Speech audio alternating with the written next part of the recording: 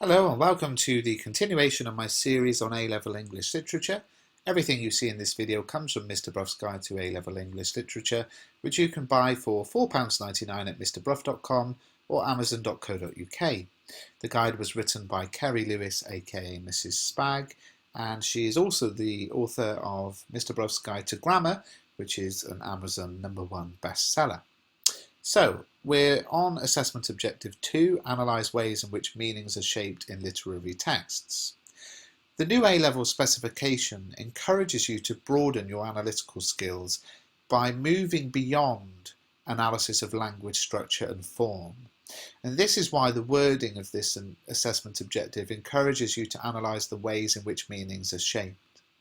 With both specifications, you can still analyse language structure and form, but you should also weave in your knowledge of context, consider literary theory and the views of others where appropriate. And these all influence how meanings are shaped, and you are demonstrating how this knowledge informs your ideas. However, don't allow them to dominate. Your opinion is important.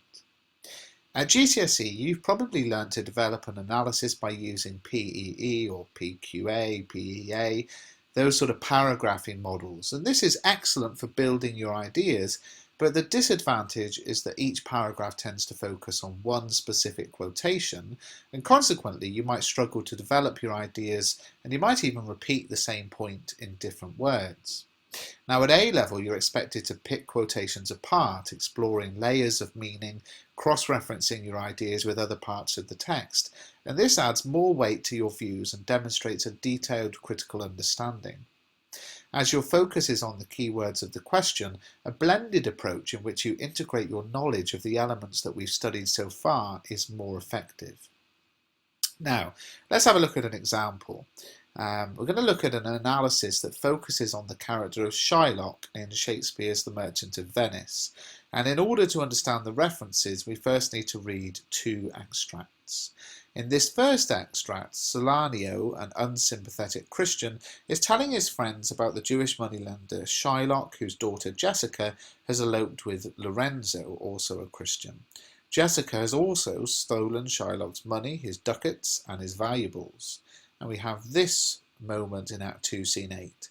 I never heard a passion so confused, so strange, outrageous, and so variable, as the dog Jew did utter in the streets. My daughter, oh my ducats, oh my daughter, fled with the Christian, oh my Christian ducats. Justice, the law, my ducats and my daughter, a sealed bag, 2 sealed bags of ducats, and double ducats stolen from me by my daughter, and jewelled 2 stones, 2 rich and precious stones, stolen by my daughter.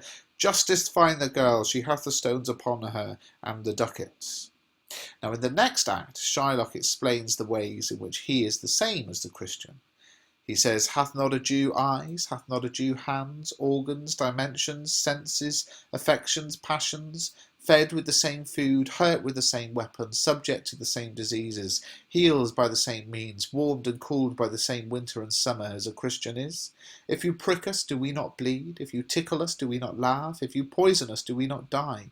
And if you wrong us, shall we not revenge? If we are like you in the rest, we will resemble you in that. If a Jew wrong a Christian, what is his humility? Revenge. If a Christian wrong a Jew, what should his sufferance be by Christian example? Why, revenge. The villainy you teach me I will execute, and it shall go hard, but I will better the instruction. Now, I'm going to show you an analysis of those two extracts, but pay particular attention to the phrases in red, because they link to how meanings are shaped. Shylock, the antagonist of The Merchant of Venice, is both a villain and a victim of circumstance beyond his control. His character is needed to drive the pound of flesh revenge element of the plot forward. He is also a device to impede the love of 3 young couples, including in the subplot that of his daughter Jessica, who elopes with Lorenzo. He therefore functions as an important catalyst to events in the novel. That should be in the play, of course. When Jessica elopes, Salario pitilessly reports Shylock's reaction, turning him into an object of fun. According to Salario, and we only have Salario's interpretation of events, Shylock values his daughter as much as his money. My daughter, oh my ducats, oh my daughter, oh my Christian ducats. The contemporary audience is expected to laugh with Salario owing to the prevalent racist attitudes towards Jews.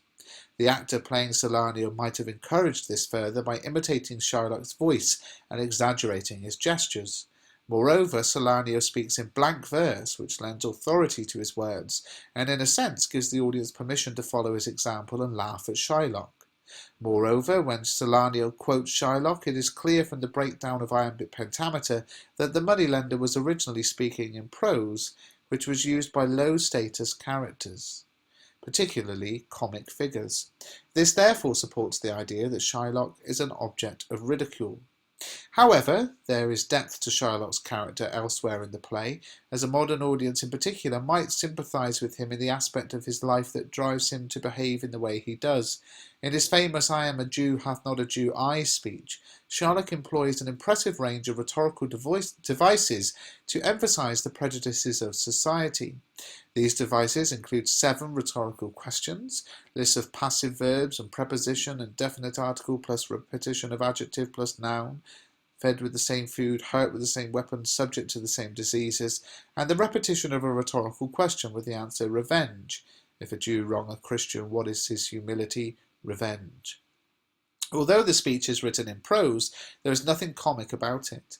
The prose emphasises Shylock's heartfelt eloquence, and by the end of the speech, the audience feels a mixture of empathy for Shylock, as well as horror that he will better the instruction of his enemies. It is therefore difficult to believe that he is a stereotypical evil villain, as Shakespeare continually manipulates the audience's feelings about him to create a complex character. Now, the phrases in red there demonstrate an awareness of the analytical methods being used to evaluate the character of Shylock. As well as picking apart structure, form and language, the reactions of the contemporary audience have been woven into the analysis and contrasted with those of a modern audience. And this analysis could have, of course, been expanded further. For example, the character of Shylock might have been compared to depictions of other Jews in contemporary literature. He might also have been compared to depictions of other minority characters in Shakespeare's plays. Other people's interpretations have not been included or considered. The wider your reading, the more detailed you will be able to include, the more detail you'll be able to include, and thereby demonstrating a detailed understanding of how meanings are shaped. And that leads nicely to the next assessment objective, which we'll move on to in the next video.